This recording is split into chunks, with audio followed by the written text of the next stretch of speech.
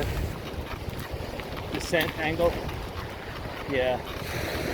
The waves don't have enough chance to climb the beach, to displace the air, and to supplement the sand into a nice compact surface. So I'm down here by the waves. There's a pen shell, nice big one. I got surf walkers on in case I put my foot down.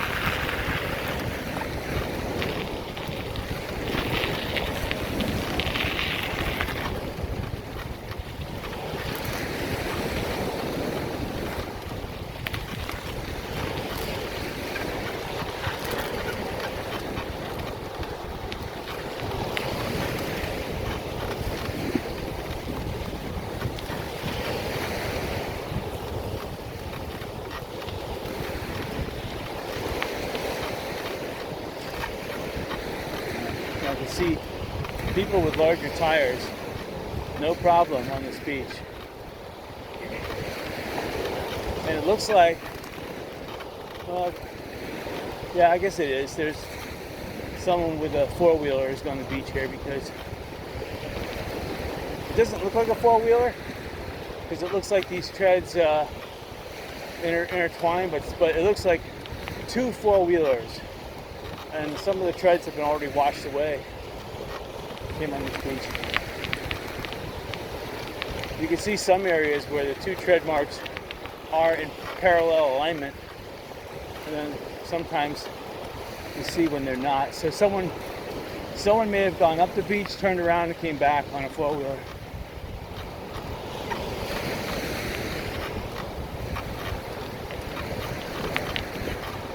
Okay, so now the sun's out. Obviously.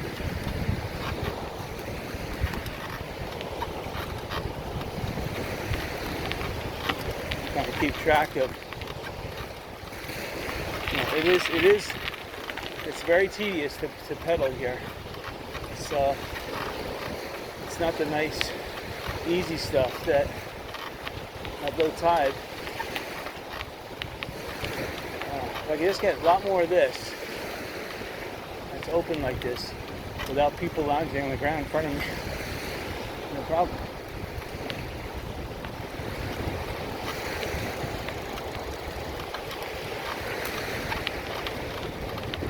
Oh, thank you.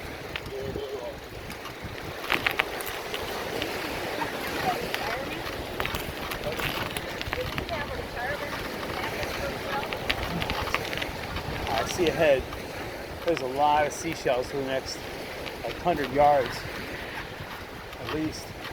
I see a little break, but it doesn't last long. Oh, it's terrible. This sand's getting really soft. And that's what happens when you get near seashells.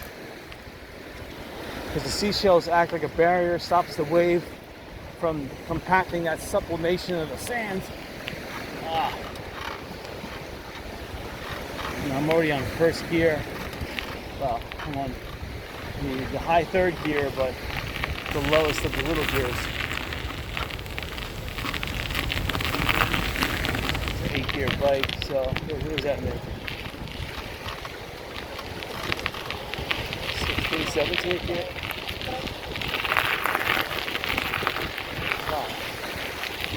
Going to slide. Oh, it's very soft here. Extremely soft. Oh, too soft.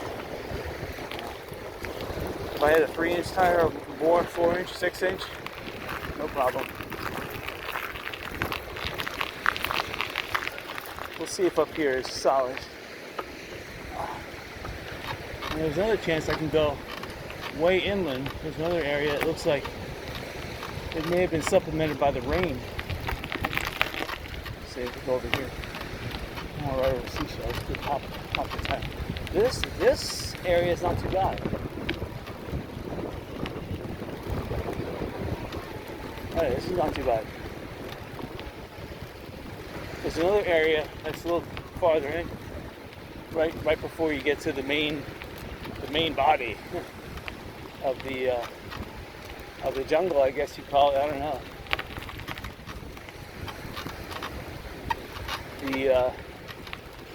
The off beach or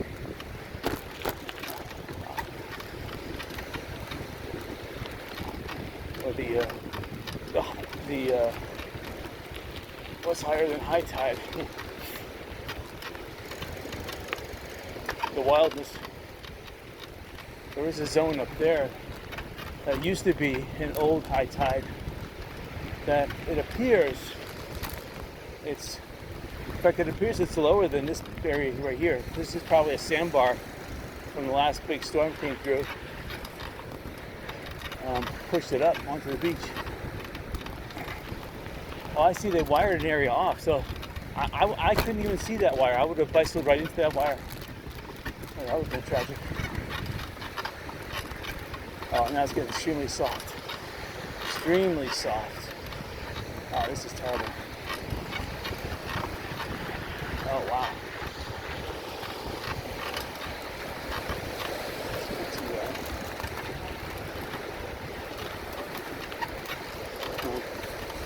Bicycling in the crater here. Let's try it. Oh, wow. All right. Let's see if it's solid up here. If it's going to be like this the whole way, I'm going to bail. Oh. Not too bad. Oh boy. Oh, it's soft. Wow, hold on, let me try over here.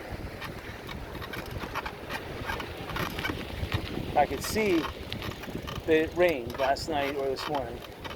So this area could have filled up with water, and then the water dried up, and it displaced the air, and it's as it dried, it supplemented, pulled the sand together.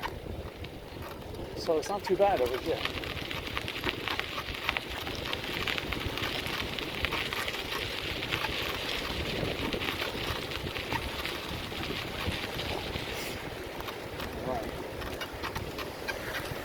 It's getting soft again. Here's one of those this is a turtle egg breeding area. They're practically fencing off the entire beach. I don't understand that. Oh, wow. All right, let's bail. I was trying to make it to Sandalfoot, but I couldn't make it. So I see a nice boardwalk coming out. Let's check out this. Sanibel Island says it's a narrow boardwalk, but it almost comes right up to the what I call the extended beach area. Like this is, I guess, extended beach, where you have all the, I can recognize the sea grape trees. I don't know what that is over there. There's obviously red mangrove. That's the proper word for the mangrove that's going here. There is mangrove. And those little leaves may be the mangrove. And of course there's sawgrass, this stuff that's been cut right here. This is sawgrass. And then there's, I forget what it's called, but it's sand spurs growing some grass here. It's not St. Augustine grass, but it's like a variant of it. That stuff grows in clumps. It's very tolerant of, it's drought tolerant and doesn't need that much water. A lot of stuff gets its water from the seawater anyway, like the sea grape here. It can live off, well, it can't live in salt water, but it could use the sand beach to separate, or at least to a lower concentration, salt water, so it can handle it. Oh boy. And I guess the groundwater, we're that far enough away from the beach, the groundwater's not too bad. Okay, this looks like Surfrider Beach Club. Hasn't changed. The last time I was here was probably about 1989, and they had an excellent hot tub here. And one nice thing I liked about this, well, back in 1989, is that the pool is open till 12 midnight, which a lot of pools here on Sanibel close early, sometimes 9, sometimes 10. I mean, it's sometimes it's I've seen, as far as I'm concerned, 9 o'clock, that's early in the night. I don't know why I walked it the full way there, but all right.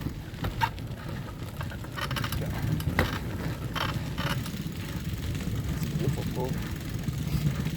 Good clothes. It's a heated pool. I can smell the heat coming off it, chlorinated, yes.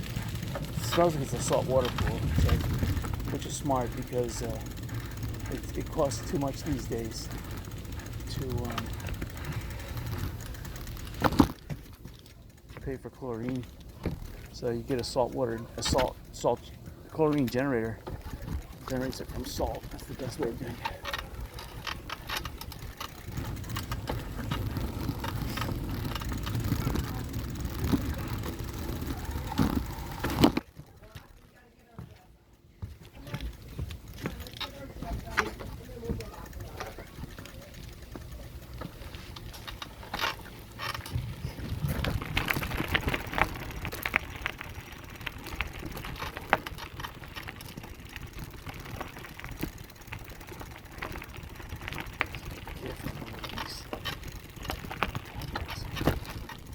All right, back on terra firma.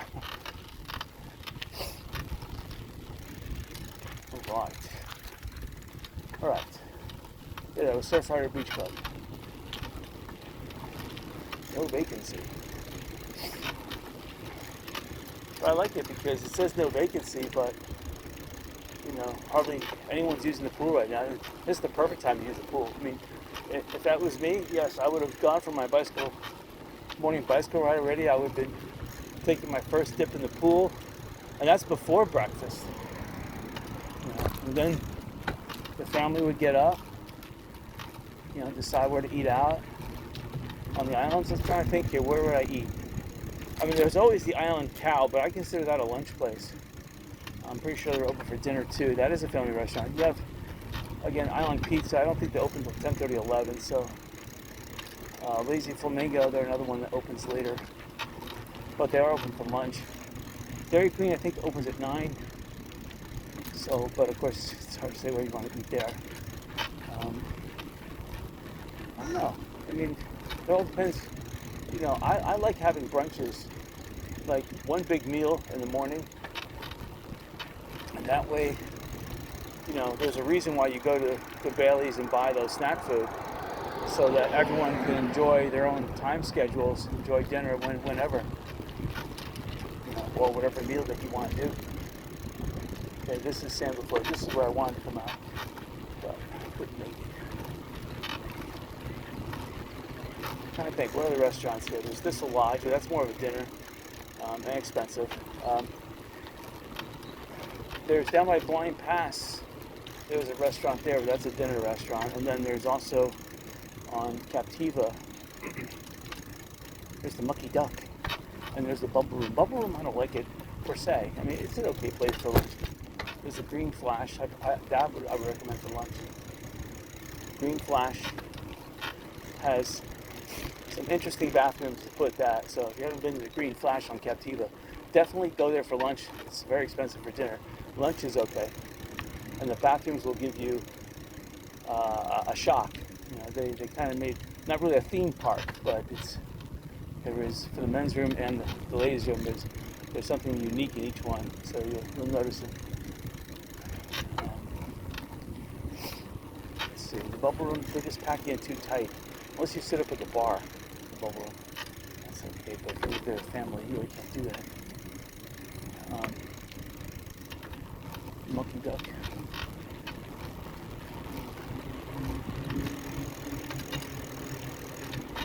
Mucky Duck is a nice restaurant. That, again, I would go there lunch, dinner, and it's just very expensive. There's a whole bunch of restaurants on that Captiva Drive right there. Down, I believe it's called 5th Street, where all the restaurants, the Mucky Ducks at the end. So there's something going on there. There used to be, in the Southeast Plantation, a restaurant called Chadwick's. I'm not sure, I don't think it's there anymore, but they used to have $13 all-you-can-eat Sunday brunches. That was awesome. So, the Lighthouse Restaurant here on Periwinkle Way is a really good family breakfast style. It reminds me a little bit of Stuckey's. So, that would be a recommendation for breakfast in Sanibel. Yeah, the Lighthouse Restaurant on Periwinkle Way, near the Lighthouse. What else? Coming up here, there was Well, once it was called the Pink Elephant. I don't know what it's called now, but that was a dinner restaurant, and the prices for dinner were okay, but it's been, it's changed hands so many times. I can't vouch for it anymore. Morning. So I always say hello to people. Makes makes people feel more at ease. This is Sanibel. They expect it. I'm surprised they don't say hello first to me, but if they do, I definitely say hello back. I can't let that gesture of goodwill go unanswered. Hello. So a lot of people are in their own worlds. They could be working, listening to work, or listening to the financial news, what's happening. And believe me, there's a lot going on in the world. A lot of real news, fake news. Everyone's in turmoil in their own little way. I mean, some people, I mean, even myself, I'm doing okay.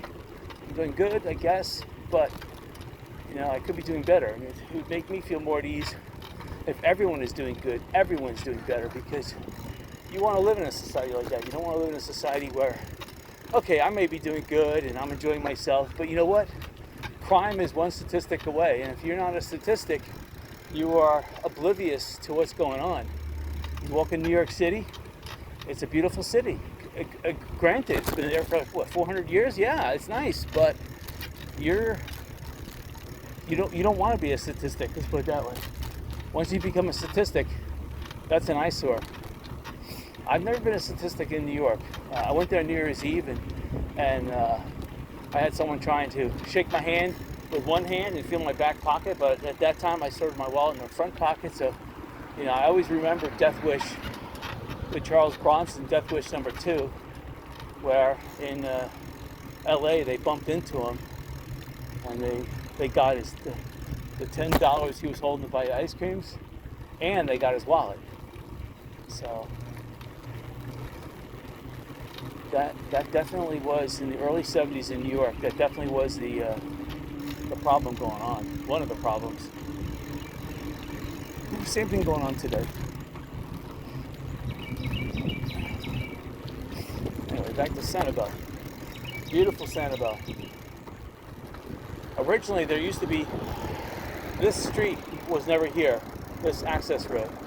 And even as late as 1986, I believe it was. Maybe it was 85, I don't know. The only way to get to Middle Gulf Drive was a bicycle path that cut through and connected Middle Gulf Drive on with East Gulf Drive. And don't ask me, it's only about maybe 300 yards. I mean, literally, I think there's 3 residences that connect. And those residences, even back in 86, before the road came in, they were going for like $30,000 a parcel. When the road went in, 1.5 just for the property, not even improved. Morning. So that was ridiculous. I feel for those people. Morning. I feel for those people who bought that property and then all of a sudden they were assessed so much money in taxes. Morning. Because they probably bought the property for somewhere around 30 or 40,000, and then all of a sudden they try to build on it, and their assessed value skyrockets to 1.2, and they're like bewildered because they can't afford the tax payment. They thought maybe they could buy the property, live on it for a couple years, build a nice house, then sell the house for a profit. But no, they bought the property, and the next year, bingo, they're assessed, or probably, I'm not sure if it's on close or what. They probably got hit with on close. Maybe not. Maybe they lucked out. But sometimes on close, you're prorated your taxes. Wow. That would be horrible. Buy the land for, let's say you got a good deal, $60,000, and then all of a sudden you get hit with $60,000 additional in taxes, and then expect that every year thereafter. Wow. That would put a dampener on living on Sanibel, unless you were one of the elites and were making, well, you got to be making at least 20 times that. So 60,000 times 20, is you have to be making at least an annual income of $1.2 million a year, because, yeah, taxes is one aspect of your life. And not just your property taxes, you're going to pay income taxes on top of that. So, and there's also going to be other special taxes like luxury tax to pay, and holy mackerel, life gets complicated. Hello. Alright, so we're on Middle Gulf Drive. I always said I wanted to take a drive down Middle Gulf Drive and take a look and see if the alligator bridge is there, but not today. I don't feel like doing it. Alright. I'm just glad that we have a sun at the back. And we do have a little back breeze, which is nice. And we're going to take Gulf Drive all the way to Rabbit Road. Take Rabbit Road to Sand Cap, and then take Sand Cap the way to, we're going there. We're going to Land's End. Why not? So, because I'm going to go to Land's End, I have to stay on paved roads because it is a journey, and I don't want to go off the beaten trail. Although in South Seas Plantation there is a couple sand roads there that I've got to be really careful. If I was to pop a tire, and my car right now is parked at the Sanibel factory stores, that is a good 30-mile walk. 30 miles. Even if I was to walk at 2 miles an hour, which would be incredible, my thumb would be sore trying to thumb a lift, that's for sure. I could call for someone to pick me up and drive me back to my car and not have to pay to come on the island and pick up my bike, but that's an option.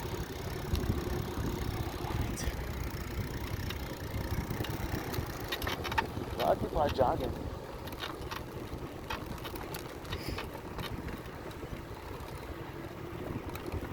No one's playing tennis, it's sad. Morning.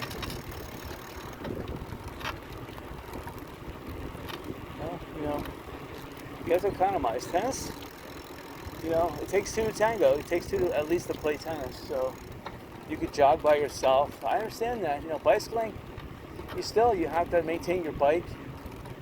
You have to tote it around with you. Running, you don't have to tote anything extra around with you. You just put on your running shoes and you're out. That's the only wear and tear you have, which, if you're doing light step running, you're not doing the hard running, you're doing just light stepping, it's almost relatively minor wear additional on the shoes, and you bring an extra pair, bingo. So with tennis comes a racket. You're going to need to string it and grip it. And a racket has a life, although the life is, if you don't hit the ground with a net with it, your racket probably has a 20-year life, at least. Even if you keep it in a humid environment. I keep mine in my garage. And you should keep yours inside the house, but morning. So you have, for tennis, you have tennis shoes too. You have that special shoes, and they wear out. On average, one pair every 4 months. So that's $100. You have a tennis racket, that's like $100. String in the racket, you're going to break a string every 6 months. So that's $40. Yeah, it doesn't come easy. You have to have tennis attire, outfits, at least some socks, because you don't want to go barefoot inside your shoes. So yeah, there is a commitment there, and you have to have a second player. You could play against the wall, yeah, you could hit against the net. That's not really playing tennis. That's why a lot of people are going electric bikes, because, like that one we saw at the Lighthouse, that is a nice bike. It folds, it looks like it has a nice range on it, maybe 50 miles. With power assist, maybe you could get 100 miles out of it. So, it's got some pedaling capability, but that bike, because of the way it's designed, it's designed for somebody just to sit and enjoy the ride. It's not. So here's people playing, but they're playing pickleball, not tennis. See, pickleball doesn't require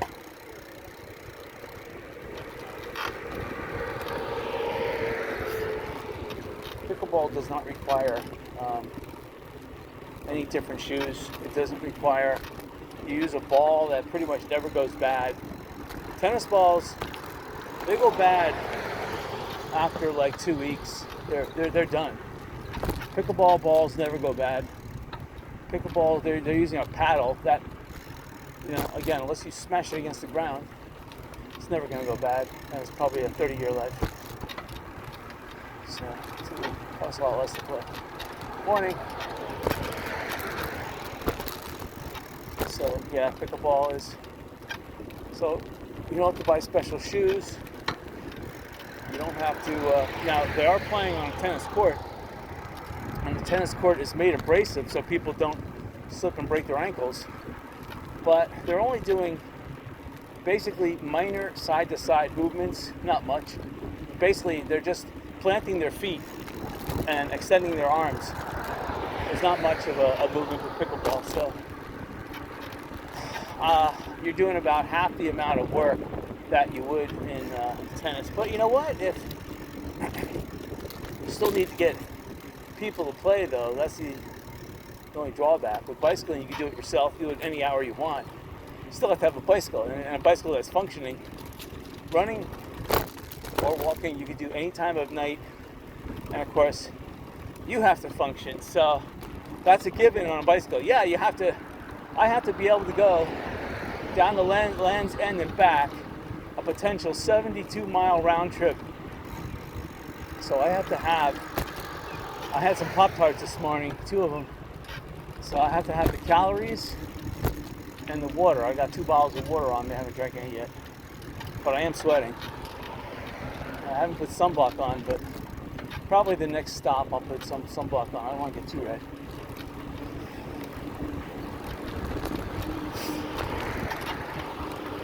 Yeah, the clouds are just about all gone away. Hello. That was pretty cute. I'm not sure if that was a dog or was a little baby inside there. That's pretty cool. Thank you.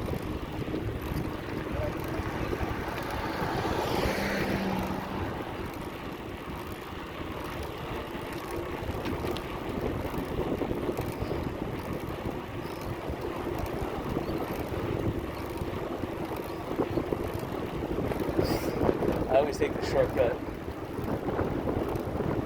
past the Sanibel Cemetery up here. This used to be a sand path for the longest while, and then they paved it. I was like, wow. There was a big trend to make bicycle paths in the mid-'80s and beyond. Before the mid-'80s, there was bicycle paths, but most of them were only sand trails.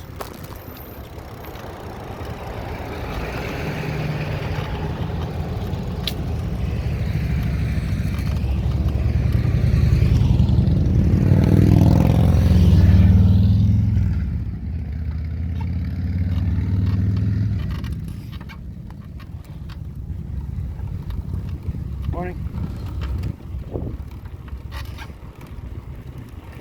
And sometimes when you say morning to people, they want to be polite, but they're so polite they don't say anything. It's like one person doesn't want to say morning, they're waiting for the other person to say morning, and vice versa, and next thing you know, they both pass by and don't say anything. Alright. So that bicycle path goes down Middle Gulf. So there's a little trail going back in there. I haven't recognized that. There's a sand trail going back. Here's the Sanibel Cemetery coming up on the right. I guess farm workers around 1900 when all of Sanibel was a big farm. I see the word Reed. Redinger, Reed, Johnson, Wilkes. I wonder if that's a relative of John Wilkes Booth. He was incarcerated in Tortugas, which is right off of Key West in Florida, after the assassination of Abraham Lincoln. But I can't see how descendants of his would come to Florida. He was, Well, so I don't know where he originally came from. I know he was an actor in Richmond, Virginia, and he was a South sympathizer. Yes. People still don't know what he said when he jumped onto stage after he shot Abraham Lincoln. He said some Latin. I don't know what he said. I think he meant to say, you know, that was an intermission or something. I guess when he jumped on stage, he broke his ankle, and then some doctor had to set his leg or something. Here's the bone. You know, bones heal almost immediately. If you have enough calcium, free calcium in your blood, a bone break will almost heal within minutes. When I say heal, it'll try to reattach itself. Not that it's at full strength, but within minutes it's trying to fix itself. Because I broke a couple ribs, and you feel it. When the ribs are broken, your body and your limbs are hanging. But give it 5-10 minutes, you've casted it and immobilized it. That's the word I'm looking for. That bone will try to regrow itself. It'll reattach, and you'll feel almost immediate strength in that bone. That calcium is reattached. Unless, like you do in my case, I overexert myself and I break the bone at the same place it reattaches itself, and I have to spend another day waiting for the bone, immobilize it, waiting for the bone to reattach itself.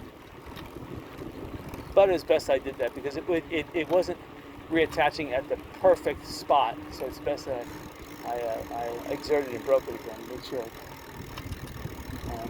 And always, if you fall and have a collapsed lung injury, always inhale and keep that inhale for like 20 seconds. I don't care how hard it hurts, because your lungs have to reinflate, and you don't want your ribs to reattach at that compressed, broken.